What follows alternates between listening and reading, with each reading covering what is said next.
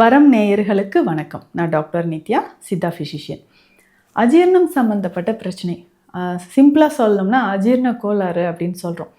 எதனால் நம்ம சாப்பிட்ற உணவு சரியாக செரிமானம் ஆக மாட்டேங்குது, நம்ம எந்த இடத்துலன்னு பண்ணுறோம். லிவரில் செக்ரீட் ஆகக்கூடிய என்சைம்ஸ், அதாவது பித்த நீர் அப்படின்னு சொல்கிறோம், பைல். ஸோ இந்த பைல் செக்ரீட் ஆகும்போது அதிகமாகவோ இல்லை குறைவாகவோ ஆகும்போது நமக்கு செரிமானம் பிரச்சனை. அப்புறம் பார்த்தோம்னா ரொம்ப புளித்த உணவுகள் சாப்பிட்றது. இப்போ நான் வேலைக்கெலாம் சாப்பிட்றேனே, அப்புறம் எனக்கு அஜீரணம் இருக்குது அப்படின்னா, காலையிலே நம்ம என்ன பண்ணுவோம், நம்ம புளிப்பான உணவுகளை உள்ளே தள்ளுறது, அதாவது புளித்த மாவில் செய்த பொருட்கள். இதுக்கு என்னதான் தீர்வு அப்படின்னு பார்த்தோம்னா, முதல்ல நம்மளுடைய உடல் உஷ்ணம் அதிகமாகாத மாதிரியான விஷயங்களை பார்த்துக்கணும். உடல் உஷ்ணம் அப்படின்னு சொல்லும்பொழுது, உஷ்ணம் அதிகமாக செரிமானம் தொடர்பான பிரச்சனைகள் நமக்கு ஏற்படுது. உடல் உஷ்ணம் அதிகமாகுது அப்படின்னா கொஞ்சம் கொஞ்சமாக அதற்கேற்ற மாதிரியான உணவு முறைகளை எடுத்துக்கணும்.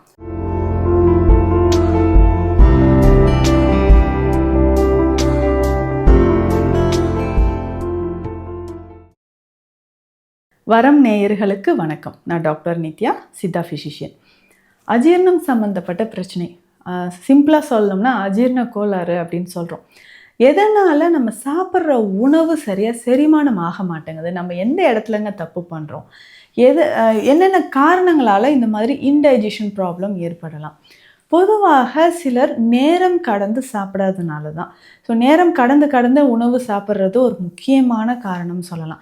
நேரத்துக்கு நம்ம உணவு எடுக்கலைன்னா அதில் வரக்கூடிய முக்கியமான பிரச்சனைகளை இந்த அஜீரண பிரச்சனையும் ஒன்றுன்னு சொல்லலாம். நம்ம உடலில் அதிகமான ஆசிட் செக்ரேஷன் இருக்கும். வயிற்று பகுதியில் பார்த்தோம்னா ஃபுட்டு டைஜஷன் ஆகிறதுக்கு ஆசிட் அதிகமாக செக்ரேட் ஆகிட்டே இருக்கும். காலை நேரத்தில் உணவு எடுக்காத போது நமக்கு என்ன ஆகும்னா உள்ள அல்சர் ஃபார்மேஷன் ஆக ஆரம்பிக்கும். அல்சர் அப்படின்னு சொன்னால் நமக்கே தெரியும், ஸ்கின்னுக்கு மேலே ஏதாவது சின்னதாக ஏதாவது புண்கள் ஏற்பட்டுச்சுன்னா அது காயம் ஆறுவதற்கு கொஞ்சம் நாளாகும், நமக்கு பெயின் இருந்துக்கிட்டே இருக்கும். இதே மாதிரி வயிற்று பகுதியில் இருக்கக்கூடிய மெல்லிய தசைகளில் அந்த வயிறு ஸ்டொமக் அப்படின்னு சொல்கிறோம் இல்லைங்களா, அங்கே இருக்கக்கூடிய மியூக்கஸ் லேயர்லாம் ஸ்கின் ரொம்ப அதாவது அந்த உள்ளே இருக்கக்கூடிய லேயர்ஸ் ரொம்ப திண்மையாக இருக்கக்கூடியது. இங்கே புண்கள் ஏதாவது அல்சர் ஃபார்ம் ஆகுது அப்படின்னா நம்ம சாப்பிடக்கூடிய ஃபுட்டும் அதில் செக்ரேட் ஆகக்கூடிய ஆசிடும் சேர்ந்து அந்த அல்சரை இன்னும் கொஞ்சம் அதிகப்படுத்த ஆரம்பிக்கும். ஸோ இதனால் நம்ம கொஞ்சமாக ஏதாவது உணவு எடுத்தாலும் உள்ள ஆசிட் அசிடிட்டி அதிகமாக இருக்கிறதுனால வயிறு உப்புசமாக தெரிய ஆரம்பிக்கும். ஸோ இதனாலேயே ரொம்ப வயிறு வலிக்குது, உணவு சாப்பிட்டாலுமே என்னென்னா வயிறு வலி ஏற்படுற மாதிரி ஒரு சிலருக்கு இருக்கும். வயிறு உப்பசமாக தெரிகிற மாதிரி இருக்கிறது. கொஞ்சம் நேரத்துக்கு அப்புறம் அதிகமாக பசிக்குது, ஆனால் ஃபுட்டு எடுக்க முடியல, ரொம்ப வயிறு எரிச்சலாக இருக்குது அப்படின்னு சொல்லுவாங்க. அப்போ நேரம் கடந்து சாப்பிட்றது வயிற்று பகுதியில் அதிகமான புண்கள் உண்டாகி கேஸ்ட்ரைட்டிஸ் இருக்கக்கூடிய நபர்களுக்கு தான் இந்த மாதிரி செரிமான பிரச்சனைகள் ஏற்படுது. இதற்கப்புறம் பார்த்தோம்னா நிறைய பேருக்கு இந்த லிவர் ப்ராப்ளம் இருக்கக்கூடியவங்க, லிவர்லேருந்து செக்ரேட் ஆகக்கூடிய என்சைம்ஸில் பாதிப்பு ஏற்படுதுன்னா நமக்கு இந்த மாதிரி செரிமான பிரச்சனைகள் ஏற்படும். லிவரில் செக்ரேட் ஆகக்கூடிய என்சைம்ஸ், அதாவது பித்த நீர் அப்படின்னு சொல்கிறோம், பைல். ஸோ இந்த பைல் செக்ரேட் ஆகும்போது அதிகமாகவோ இல்லை குறைவாகவோ ஆகும்போது நமக்கு செரிமான பிரச்சனைகள் ஏற்படுது. சிலருக்கு காலையில் எந்திரிச்சோடனே வாய் கசப்பு இருக்குது அப்படின்னு சொல்லுவாங்க. வாயில் ரொம்ப கசப்பாக இருக்குது, எச்சில் துப்புனாலும் ரொம்ப கசப்பு தெரியுது, தொண்டை வரைக்கும் அந்த கசப்பு இருக்குது அப்படின்னு சொல்லுவாங்க. இதற்கு காரணம் என்னென்னா லிவரில் நமக்கு அதிகமான இந்த பைல் செக்ரேட் ஆகும்போது இந்த மாதிரி பிரச்சனைகள் ஏற்பட்டு அஜீரணம் சார்ந்த பிரச்சனைகள் வருது. இதை தாண்டி ஒரு சிலர் சைக்காட்ரிக் டேப்லெட்ஸ், ஏதாவது மனநலம் தொடர்பான மெடிசன்ஸோ இல்லை டேப்லெட்ஸோ ரொம்ப நாளாக எடுக்கிறோம். ஓசிபி பில்ஸ் எடுக்கக்கூடிய பெண்கள், ஓரல் கான்ட்ராசெப்டிவ் பில்ஸ் எடுக்கக்கூடிய பெண்களுக்கு, அதுக்கப்புறம் ஹார்மோன் ரீப்ளேஸ்மெண்ட் தெரப்பி அப்படின்னு சொல்லக்கூடிய அந்த மெடிசன்ஸை ஹார்மோன் டேப்லெட்ஸ் எடுக்கக்கூடிய நபர்களுக்கும் இந்த மாதிரி அஜீரணம் சார்ந்த பிரச்சனைகள் ஏற்படுது. அதுக்கப்புறம் பார்த்தோம்னா ரொம்ப புளித்த உணவுகள் சாப்பிட்றது.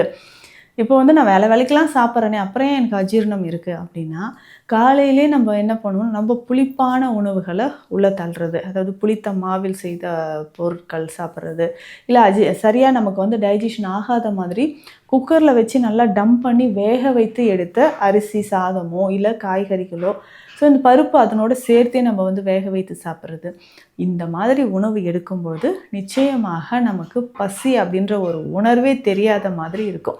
ஸோ அப்போ ரெகுலராக நம்ம வந்து இந்த மாதிரி உணவு முறைகளை ஃபாலோ பண்ணிக்கணும். எம்டி ஸ்டொமக்கில் நிறைய பேர் காஃபி டீ குடிப்பாங்க. ஸோ இந்த காஃபி டீ குடிக்கக்கூடிய ஹேபிட்ஸ் இருக்கிற நபர்களுக்கும் நமக்கு என்னென்னா சரியாக அந்த அஜீரணம் பிரச்சனை இருந்துக்கிட்டே இருக்கும். இதற்கு என்னதான் தீர்வு அப்படின்னு பார்த்தோம்னா, முதல்ல நம்மளுடைய உடல் உஷ்ணம் அதிகமாகாத மாதிரியான விஷயங்களை பார்த்துக்கணும். உடல் உஷ்ணம் அப்படின்னு சொல்லும்பொழுது உஷ்ணம் அதிகமாக செரிமானம் தொடர்பான பிரச்சனைகள் நமக்கு ஏற்படுது. உடல் உஷ்ணம் அதிகமாகுது அப்படின்னா கொஞ்சம் கொஞ்சமாக அதற்கேற்ற மாதிரியான உணவு முறைகளை எடுத்துக்கணும். ஸோ அப்போது சரியான நேரத்திற்கு உணவு எடுக்கிறது. அப்போ உஷ்ணம் அதிகமாக இருந்துச்சுன்னா, இப்போ வந்து சம்மர் வரப்போகுதுன்னா, ஸோ அதற்கேற்ற மாதிரி உணவு முறைகளை நம்ம ஃபாலோ பண்ணிட்டு வரணும். ஸோ உணவு முறைகள் அப்படின்னு சொன்னால் ரொம்ப எளிதில் ஜீரணமாகக்கூடிய உணவுகள், ஜீரணத்திற்கு உதவக்கூடிய உணவுகளை நிறைய சாப்பிடணும். Outside food, junk foods, bakery items நிறைய சாப்பிட்றது, இந்த மாதிரியான பழக்கங்கள் இருந்துச்சுன்னா நிச்சயமாக அஜீரண கோளாறுகள் ஏற்படும்.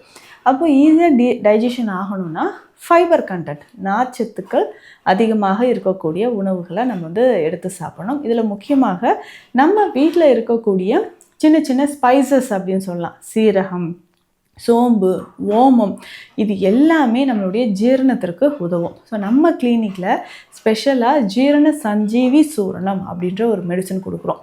இந்த மெடிசனில் என்னென்ன கலந்துருக்கு அப்படின்னு பார்த்தோம்னா, ஏலரிசி அப்படின்னா ஏலக்காய்க்கு உள்ளே இருக்கக்கூடிய விதைகள். ஏலரிசி இதில் முக்கியமாக சேருது. ஓமம், இதனோட சுண்டை வற்றல், வேப்பம்பூ, இதுவும் நம்ம சேர்க்கிறோம். சுண்டை வற்றல், வேப்பம்பூ ரெண்டுமே கொஞ்சம் கசப்பு சுவை இருக்கக்கூடியது தான். அப்போ நம்மளுடைய டைஜஷனை இன்க்ரீஸ் பண்ணுறதுக்கு இது ரெண்டுமே ரொம்ப ரொம்ப யூஸ்ஃபுல்லாக இருக்கும். சுண்டை வற்றல், வேப்பம்பூ, இது ரெண்டும் நம்ம உணவில் சேர்த்து சாப்பிட்டுக்கணும். அதற்கு அப்புறமா பார்த்தோம்னா, ஸோ இது எல்லாமே சேர்ந்தது தான் அந்த சீரண சஞ்சீவி சூரணம் அப்படின்னு சொல்கிறோம். இதனோட கொஞ்சம் வாய்விடங்கம், கருஞ்சீரகம், இது எல்லாமே சேர்த்து செய்யக்கூடியது. இதை எப்படி சாப்பிடணும், இந்த சீரண சஞ்சீவி சூரணத்தை எப்படி சாப்பிடணும் அப்படின்னு பார்த்தோம்னா, 1/2 ஸ்பூன் அளவுக்கு எடுத்து ஒரு 1/2 கிளாஸ் வெதுவெதுப்பான தண்ணீரில் கலந்து காலை இரவு, சிலருக்கு மதிய நேரத்திலும் இந்த மாதிரி ஜீரணம் தொடர்பான பிரச்சனைகள் இருந்தால் மதிய நேரத்துலையும் இதை சாப்பிட்லாம். ஸோ வெந்நீரில் கலந்து உணவுக்கு முன் 2 வேளை நம்ம குடிக்கணும். இந்த மாதிரி நம்ம குடிச்சிக்கிட்டே வரும்போது வயிறு சம்மந்தப்பட்ட பிரச்சனைகளோ, வயிற்றில் புண் இருக்குது, செரிமானம் சரியாக நடக்கலை, இந்த மாதிரியான அறிகுறிகள் இருக்கக்கூடியவங்களுக்கு பெஸ்ட் மெடிசன்னா இதை வந்து சொல்லலாம். இதுக்கப்புறம் பார்த்தோம்னா இஞ்சி மணப்பாகு அப்படின்ற ஒரு மருந்து. மணப்பாகுனா நமக்கே தெரியும், டானிக் மாதிரி இருக்கக்கூடிய ஒரு மெடிசன். அப்போ இஞ்சியிலிருந்து செய்யக்கூடிய டானிக் மாதிரி இருக்கக்கூடிய அந்த மணப்பாகு, இதை 1 ஸ்பூன் அளவுக்கு எடுத்து வெதுவெதுப்பான வெந்நீரில் கலந்து குடிக்கும் பொழுது கொஞ்சம் கொஞ்சமாக அஜீரணம், புளித்த ஏப்பம் வருது, வயிறு உப்புசம், இது எல்லாமே குறைய ஆரம்பிக்கும். ஒரு சிலருக்கு ஐபிஎஸ் அப்படின்னு சொல்லக்கூடிய இரிட்டபிள் பவல் சிண்ட்ரோம் இருக்கும். உணவு சாப்பிட்டோன்னே ஒரு 1/2 மணி நேரத்துக்குள்ளே நம்ம வந்து டாய்லெட் போயே ஆகணுன்ற மாதிரி கண்டிஷன். இது நம்ம குடல் முழுவதுமே சின்ன சின்ன இன்ஃப்ளமேஷன், குடல் புண்களை ஏற்படுத்தும் பொழுது நமக்கு இந்த மாதிரி அஜீரணம் தொடர்பான பிரச்சனைகள் ஏற்படுது.